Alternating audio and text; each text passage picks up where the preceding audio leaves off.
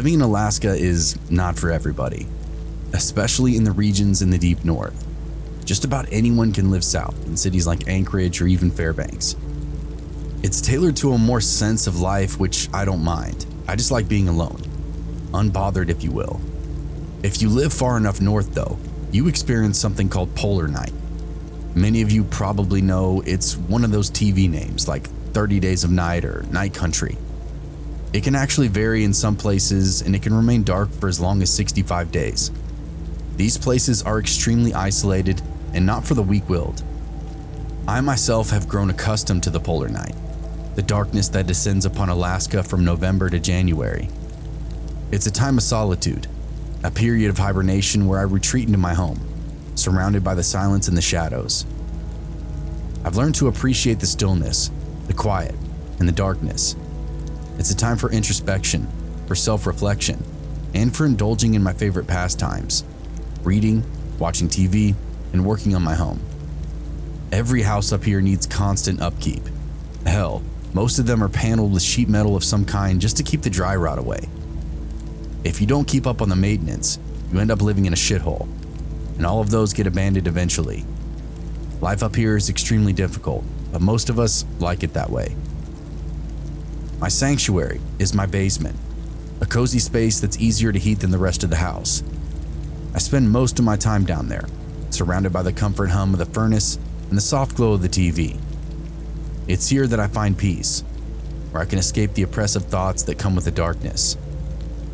I have string lights, all manner of different illumination for the days that I'm feeling down, or if I really want to read something. When I watch a movie, I lower the glow from the lights, something akin to a movie theater. It's all tailored to my preferences and things that I like doing. One afternoon, many years ago, I was lounging on the couch, watching a movie. I drifted off to sleep. I'm not sure how long I was out, but when I woke up, I felt a gnawing hunger in my stomach. Decided to head upstairs and start preparing myself a meal. Sometimes this can take a while, depending on what food is in hand. We can't just run to a grocery store around here. Getting supplies, especially during the polar night, can be very difficult. As I climbed my creaky stairs, the cold air hit me like a slap in the face. I shivered, my feet numb from the chill to the tile floor. I turned on the oven and preheated it to 350 degrees and began prepping my food.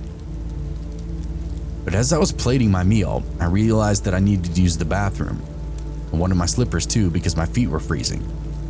I kept the upstairs a moderate temperature, but the basement was really where it glowed. There was easily a 20-degree difference, but the tile is what got me. I headed back downstairs, the darkness seeming to swallow me whole. I fumbled for my light switch, and the sudden brightness made me squint. I took care of my business, washed my hands, and then retrieved my slippers. As I was about to head back upstairs, I noticed something odd. The basement seemed different. The shadows seemed to be twisted, distorted, as if they were almost alive. I know this sounds weird and is odd thinking, but the polar nights puts everybody in this weird mindset. I don't get paranoia, but I do get strange, detached thoughts like this. Polar night is a perfect breeding ground for all those kinds of weird subconscious leaks. Your neighbors get weird. The animals act funny. The whole thing is ripe for dark thoughts and creepy habits. It'd be perfect for pagans or anyone with alternative belief systems. I imagine weeks of pure darkness are valuable to the right person. I quickly shook off the feeling, telling myself it was just my imagination playing some kind of trick on me. But as I climbed the stairs, that sense of unease grew and grew. When I reached the kitchen, I knew something was wrong. I didn't notice at first, as it was one of those subtle things that your eye caught, but the brain didn't. I looked over everything a couple of times before it finally clicked. The food that I'd partially plated was now gone. Now this is very strange because I hadn't put it in the oven yet. It was mostly loosely assembled frozen stuff like pastry and some pizza rolls. I did have some dry snacks out too, a little bag of Cheetos or whatever, but it was all gone, save for the plate that I'd set it on. The whole thing was just weird and immediately put me on high alert. I stood there, frozen, my mind reeling with all the possibilities. Had I really prepared the food, or was that some kind of dream? And if someone had taken it, who was it? Why? The questions swirling around in my head, making my head spin. I knew I had to calm down, think this through. But as I stood there, the darkness closing in around me, I couldn't shake the feeling that something was waiting for me in the shadows. I had to get to the bottom of it, lest I put myself at risk for going crazy. People have a habit of losing their shit during polar night. Mental health goes to hell during such a bleak, long-lasting darkness, and it's understandable as to why. I began to investigate my house, my heart racing with every creak of the floorboards. The bathroom was the first place that I checked. It was clear that someone had been in there. The toilet paper roll was empty. The sink was wet. I felt a shiver run down my spine as I realized somebody had been in my home, using my stuff. Even my razor was out of place. The towel was crumpled up on the floor. I moved on to the spare bedroom, and that's when I saw him. A man sitting on the edge of my bed, snacking on the food that I left on the counter. He was eating my food in my home like he belonged there. I stood there frozen in shock as he looked up and nodded at me like nothing was out of the ordinary. A fear so pure and thick, it started at the top of my head and oozed its way, inch by inch, until it filled my feet, down to my very toes. In that moment, I was powerless to do anything except stand there, soak in the anxiety of the situation, wherein I quickly converted it to confusion. There's no real other way to paint it. What the hell is going on? It only took a moment, but I recognized him. He was one of the newer residents in town, living just a couple of streets over. His name was Miles. I'd seen him around town a few times, but now he was in my home, eating my food, acting like it was perfectly normal. Hello? I asked him. Again, he nodded, continued eating. He was trying to take bites out of the frozen pastry, and I was just afraid he was going to break his teeth. What are you doing here, Miles? Now he looked up and looked around. Oh, I had to come in for supplies, he said, in an even tone. Starting to run low. He had no idea where he was. I could have asked him anything, and his answer would be something like that, just total nonsense. All the blood in my head seemed to be running down to my feet. I couldn't think and I couldn't move. All I could do was talk. He seemed to stay even when I did, so I just kept doing that. I tried to reason with him, but he just stared at me, his eyes empty and unresponsive. He didn't seem to be aware of what was going on or who I was. I continued to try to talk to him, ask him what he was doing in my home, but he just kept eating, like he was almost in a trance of some sort. The panic inside me grew to a point that I could taste it. I had no idea what to do or how to get him out of here. What if he decides to turn violent? I was really out of my element if he did. I looked down at his feet. I saw that he wasn't wearing shoes. His toes, they had the beginning of frostbite, black nubs starting to stretch down to the foot. I felt a new wave of fear wash over me as I realized Miles had been outside, freezing cold for who knows how long. But now, he was in my home, completely detached from reality. It was way worse off than I thought. Realized he could be very dangerous at this point. I realized he'd been in my kitchen and could have a knife on him somewhere. I pieced the truth together in my mind. Miles had completely become delusional during the polar night, wandered away from his home. He must have entered my home earlier while I was sleeping throughout that movie. Now, he was inside, totally out of his mind and entirely my problem. I didn't know what to do. I didn't know how to help him. As I began to leave the room and go for the phone, Miles started screaming. He screamed as loud as he could, holding his head with both hands like he was trying to keep his brain from exploding. The plate of food slid off his lap and clattered to the floor, which seemed to further upset him. The sound was deafening. It sent chills down my spine. I froze, unsure of what to do as he continued to scream. It was a sound of pure terror, a sound of a mind completely shattered. As I mentioned to you earlier, this isn't unheard of during the polar night. It's somewhat unnatural for a human not to see the sun for more than a day or two, so going on 2 or 3 weeks, it's a whole new animal. I tried to flee, but Miles was too quick. He lunged at me, slamming me into the wall with a force that knocked the wind out of me. I tried to push back, but it was no use. He had all the leverage and a death grip on my clothing. I tried pleading next, but he just kept screaming, bashing me into the wall as he did. I panicked, trying to wriggle free, but Miles was overwhelmingly strong. He screamed bloody horror, his eyes wild and unseeing, as he smashed me into another wall and then finally through a coffee table. I was convinced at this point that he was going to kill me. I almost went limp and just let it happen. I was claustrophobic beneath him. His dead weight and bad breath brought on a whole new sense of panic. "Get off me, Miles, this is all in your head." He just kept screaming over and over. I was trapped, pinned beneath him as he clung to me like a drowning man. I managed to push him off, scrambling to my feet as I dashed for the kitchen, but he was too fast, grabbing my feet and yanking me backward. I fell hard, my head spinning as I saw Miles crawling toward me with this inhuman speed. His eyes were rolling right out of the socket as he approached me. Then I saw it, perhaps my only option. I panicked, throwing myself down the basement stairwell in a desperate bid to escape. I crashed into the bottom, feeling like I dislocated my shoulder, but I didn't stop, swinging the door shut behind me and pushed the couch against it to barricade myself inside. I could really feel it after I moved the couch over. My shoulder was definitely injured, but I just couldn't tell how bad. Under the shirt, I could see and feel some stuff out of place, a bump here or swelling there, and the pain was damn near blinding, but I couldn't give it much more attention. Miles started banging on the door from the other side, sounding like he was putting both feet into it. I could see the frame and hinges swelling from the pressure.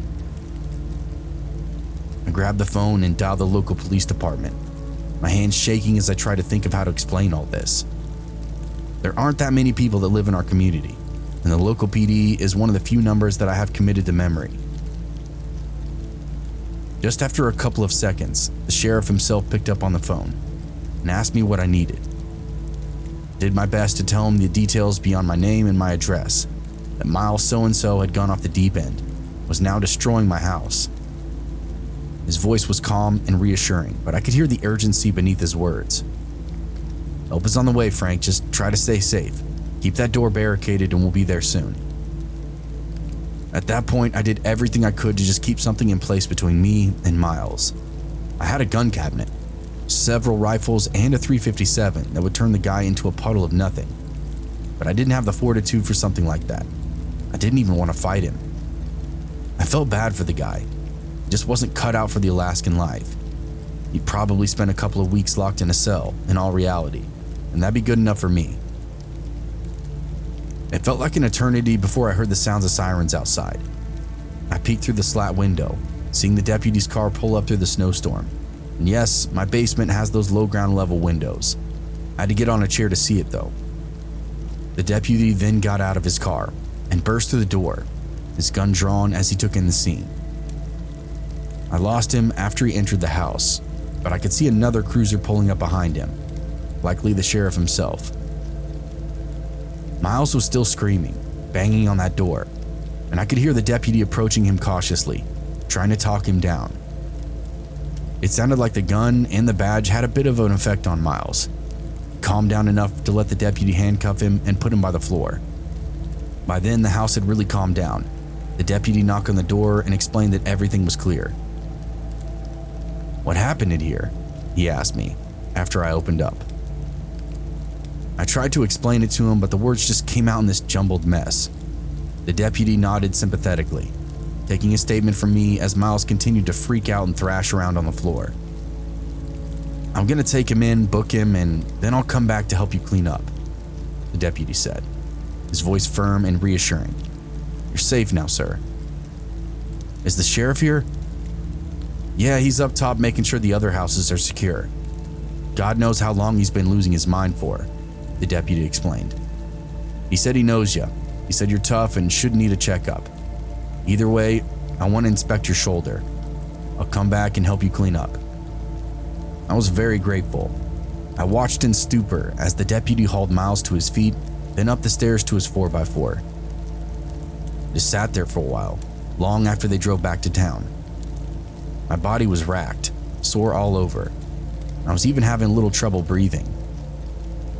I'd never been locked in a struggle like that before. Plus, I'm an older guy, so it was just a lot for me. Eventually, I got back on my feet and started getting my house back together.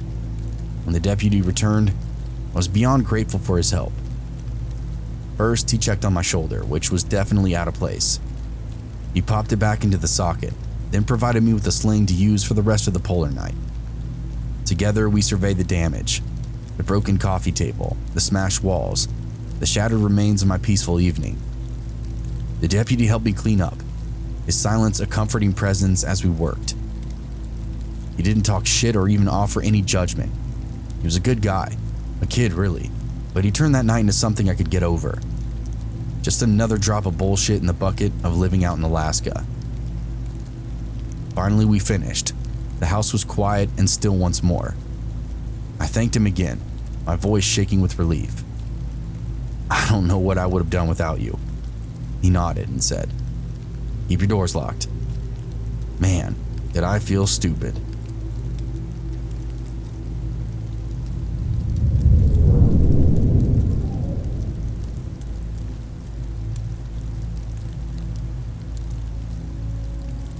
A lot of people have this certain image in their head when they think about Alaska or Hawaii or any of the severely isolated portions of the world.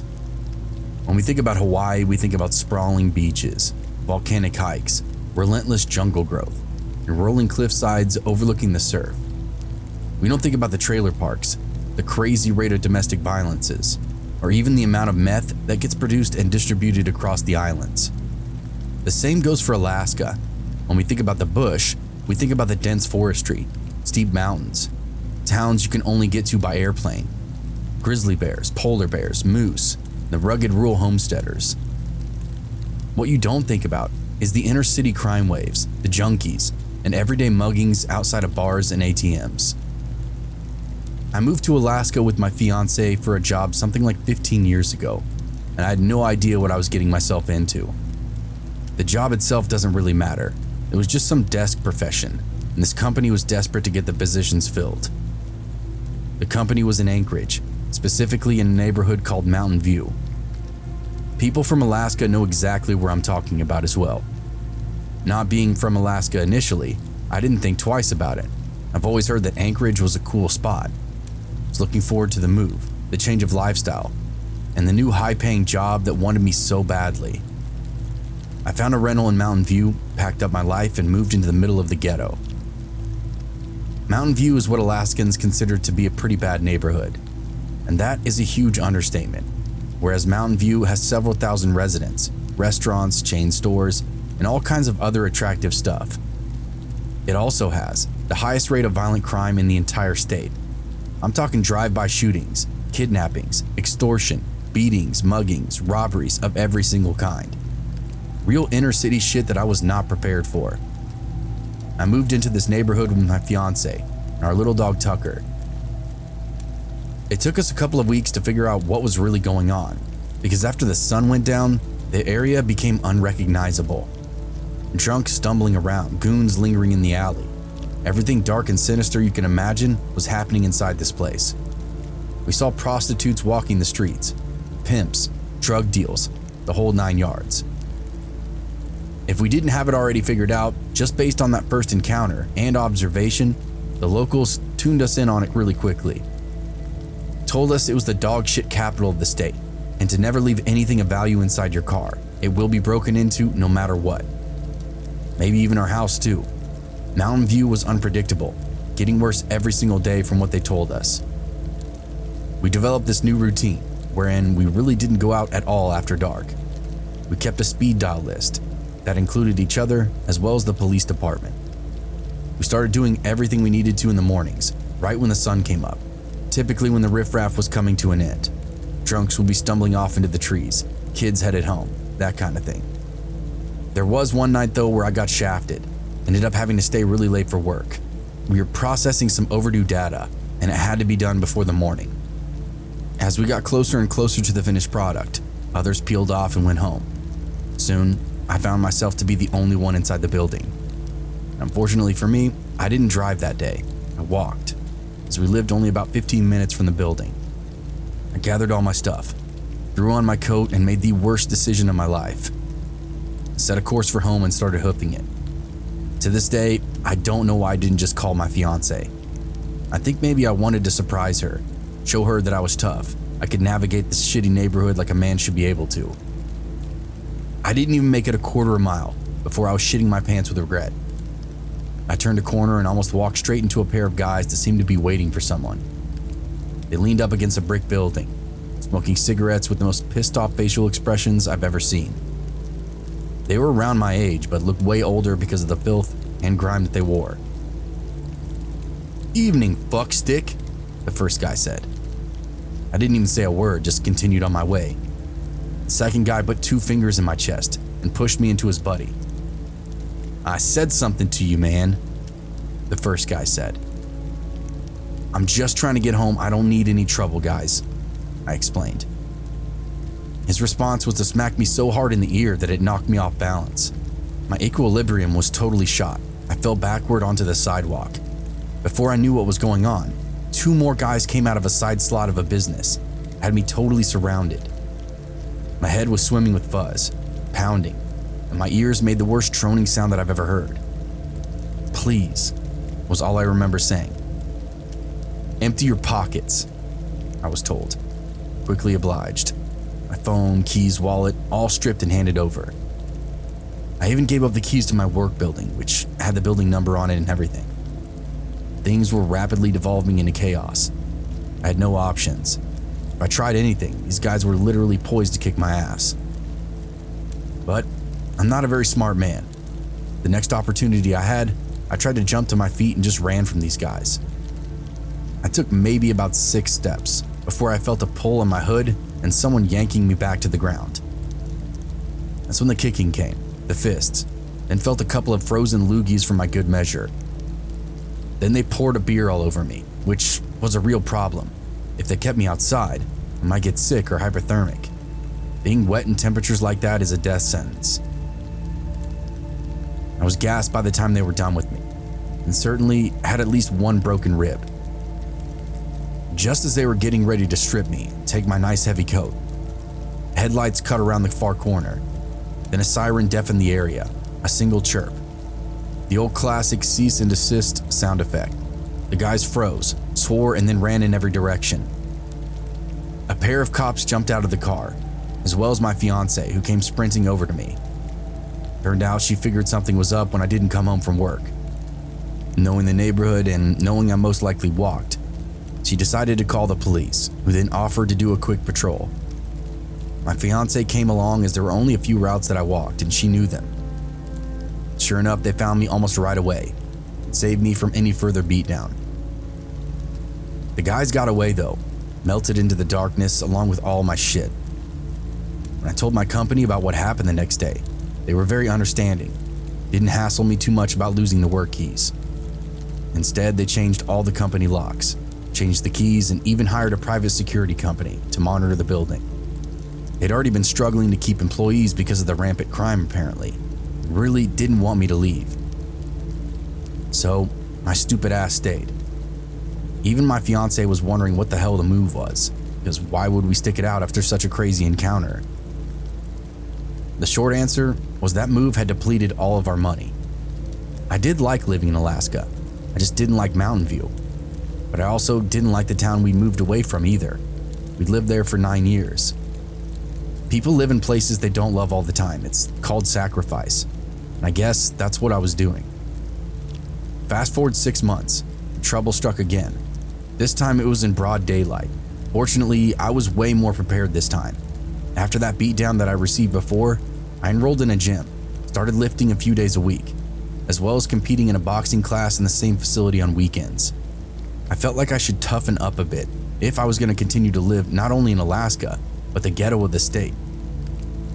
My next move was to acquire a taser, which I learned how to use. Kept it right next to my wallet everywhere I went. I knew a gun was what I really needed, but I was more comfortable carrying my fists and a taser before upgrading to a real man killer. I was heading to the bank for some cash when these 2 clowns stopped me. It was a holiday. I don't remember which one, so I think these guys had some kind of plan. There was no one at the bank, no one to call the police on the inside, so they could mug a solo person at the ATM if they were quick enough. Unfortunately for me, I happened to step up to the plate right as they were hanging around. The smart part was this: they waited until I put my card into the machine before they pounced on me.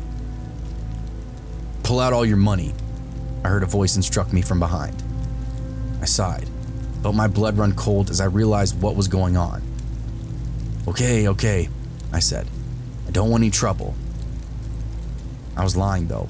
Deep down, I did want trouble. Very, very badly. It was the whole reason I started going to the gym in the first place. Not to be able to protect myself, but to be able to knock somebody around the next time they had something to say to me. And that's just what I did. Well, kind of. I didn't make any quick moves. Just very slowly went through the motions on the ATM. I did a quick look behind me and saw them both. A couple of younger dudes, this time looking very, very nervous. And that was a good sign for me. I took a deep breath and went back to the screen, where I simply took out the amount that I was originally going to get, $100 for groceries. "I have more cash in my wallet," I explained, slowly reaching into my pocket. "Want that?" "What do you think?" the kid sneered. I slipped the hundo into my pocket, then grabbed the taser and put my finger on the switch, quickly turned around and smashed the other guy with the jab, right in the nose. For some reason, I was expecting that to just level the dude, but I forgot I was dealing with the street-hardened criminals, and Alaskans no less. This guy didn't fall to the ground, he barely even reacted at all, and I was kind of left there standing with my jaw open. "Really?" the other guy said. Then he slammed my head into the ATM behind me. To say I saw stars was a dramatic understatement. I saw my nervous system, man, the sparks within my brain. When I came to, though, I saw the same panic kids. They looked worse than before. They probably thought they killed me. The truth was, I was yanking the taser from my pocket with pure muscle memory, and I tagged the one closest first. It was kind of a weak spurt. I hadn't really amped up yet, but it was enough for him to straighten up and go white. I pulled it back and really hit the button this time. Saw the sparks flare to blue, then jammed it in the other guy's neck. He had turned to run when he saw what I had, but he wasn't quick enough. He starched immediately and went face first into the concrete. By the time I turned back to face that first guy, he'd recovered and socked me twice in the face, a classic 1-2 right across the jaw. I dropped to my knees and unbelievably tased myself. Pretty good too. The guy went to hit me again and started laughing right in my face. It wasn't for long though, thank God, but I was really not doing well after that little jolt. I jumped to my feet, but the guy pushed me down and ran back to his buddy. He shook him awake, or at least tried to, but the guy was still pretty limp. I'd bought the most devastating taser that I could get my hands on at the time. I cranked it up to the max. Slowly I recovered, got to my feet, and went to run after them. That spurred the guy on the ground into motion. They sprinted down the street without looking back, screaming insults and all kinds of other crazy shit. Then they disappeared. I was a little beat up, but I kept all my belongings this time. Even got a little revenge. They were totally different guys, but still, at least this time, I wasn't getting scraped off the street. That week was the final straw though. My fiancée, Jane, went out to her car to get her charger out of the back, and that was all it took. Some psycho ran up on her, copped the field, and then pushed her to the ground so he could rummage around her car. Next thing I know, I hear her screaming for me, for anyone. Go barreling out to see what's wrong, and of course, it's another thug, some crackhead, filling his pockets with change and junk from the console. I grabbed him by his feet and yanked him out the car. The guy turned around and cold clocked me, sent me to the ground, and then went sprinting off into the night. It was all we could take. I was getting brain damage at this point. I'd barely even lived here for a year. Jane was terrified after that, literally started packing that night, and I didn't blame her. I will say this though, she loved Alaska, just like me. We didn't leave the state, but we had to get the hell out of Mountain View. After we'd left, the realtor informed us that we literally lived on the worst street inside that community. All kinds of crazy shit went on there, including shootings, stabbings, and all manner of violent crime. She thought we actually got off easy. After we moved, the drama and stress disappeared literally overnight. We had normal neighbors, could go out at night, and fell in love with the city all over again. If you ever go to Anchorage, avoid Mountain View like the plague. I hear it's gotten even worse.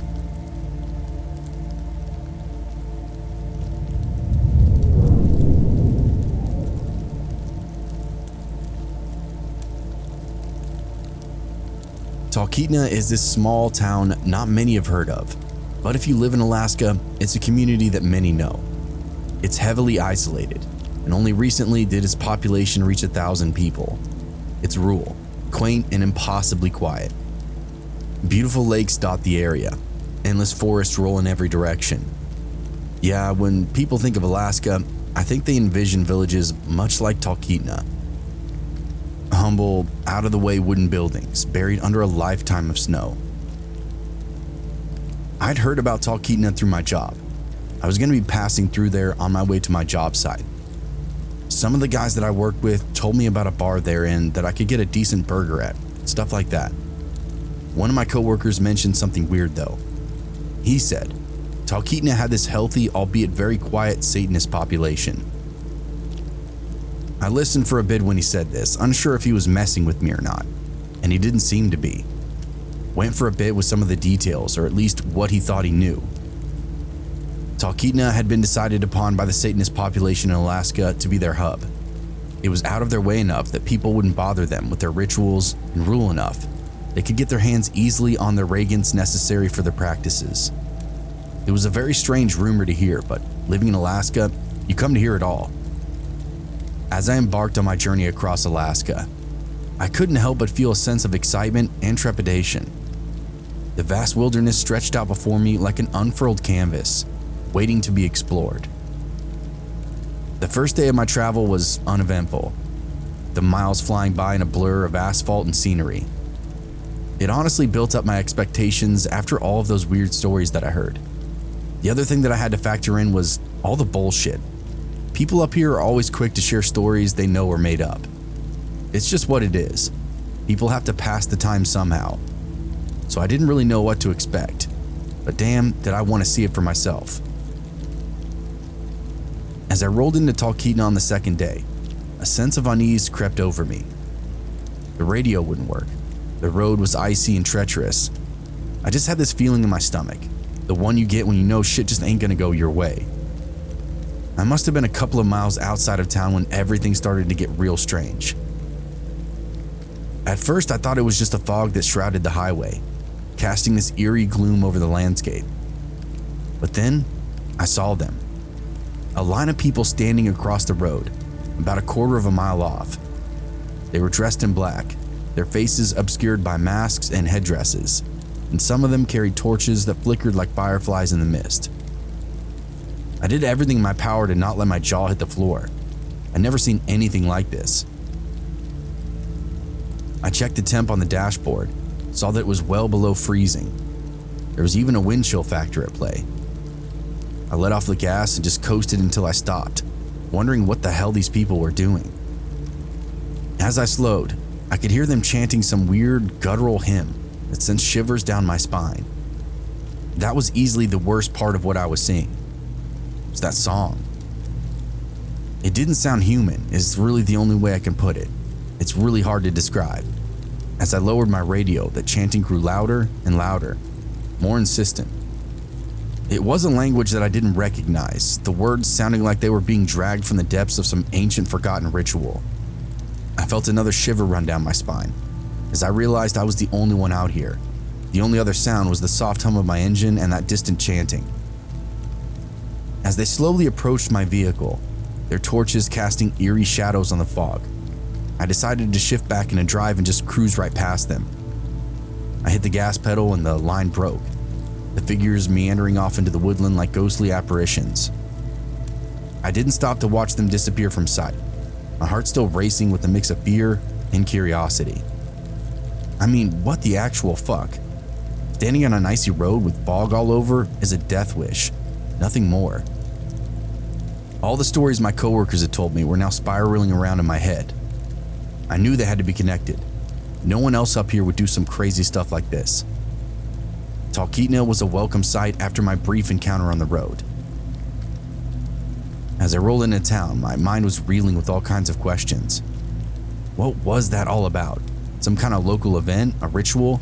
Somebody playing a prank? I needed answers, and I knew just the place to find them. I pulled into that bar and grill that came recommended to me by a friend, the sign creaking in the wind like a lonely whisper. Inside, the air was thick with the smell of burgers and beer.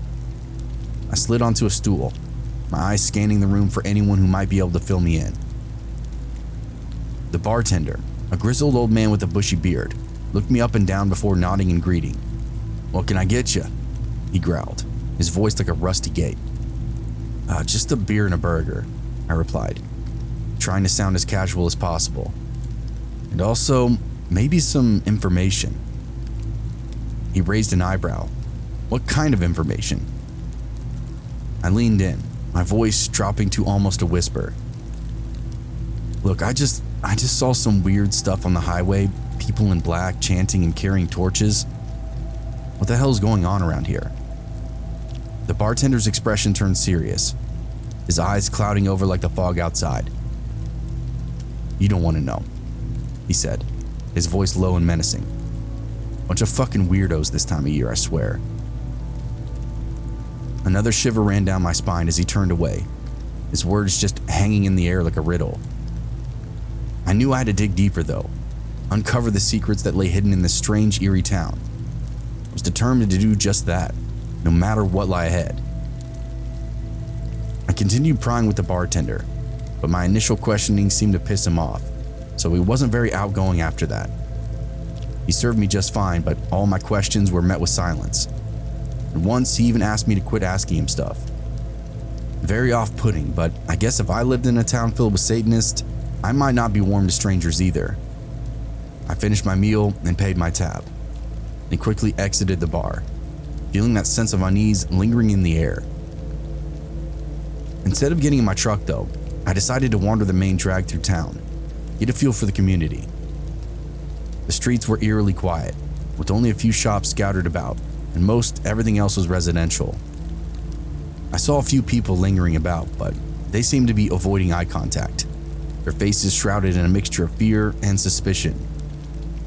They were milling around what looked to be communal mailboxes, talking in whispers and looking up and down the street. As I walked, I noticed a plume of black smoke creeping into the air, way off in the trees, deep in the woodland at the base of a hill. It seemed kind of out of place. I approached the group of people lingering by the mailboxes, hoping to get some more answers. "Hey there, folks," I said, trying to sound friendly. "I got a question for you." They exchanged nervous glances, their eyes darting back and forth before settling back on me. "We might have an answer for you," one of them muttered. I pressed on, sensing there was something to share. "I saw some weird stuff on the main road coming in.